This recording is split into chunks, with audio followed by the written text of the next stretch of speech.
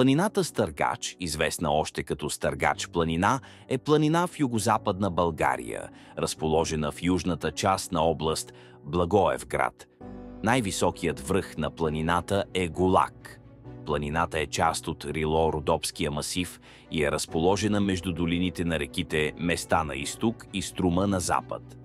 На север граничи с Пирин, а на юг с планината Славянка.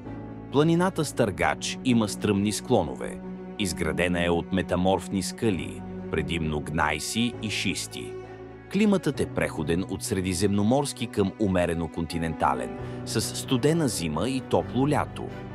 Растителността в планината е разнообразна, като долината на река Места е заета от широколистни гори, а по-високите части са покрити с иглолистни гори. Срещат се и малки участъци от субалпийски храсти и пасища. Планината Стъргач предлага възможности за туризъм и отдих. Има маркирани туристически пътеки, водещи до върховете Голак и Свети Георги, както и до близките села Илинден и Парил. Районът е богат на различни видове диви животни, включително вълци и диви свине. Въпреки че планината Стъргач не е толкова популярна туристическа дестинация като нейните съседи Пирин и Славянка, тя предлага тихо и спокойно убежище за тези, които искат да изследват по-малко претъпканите кътчета на българската природа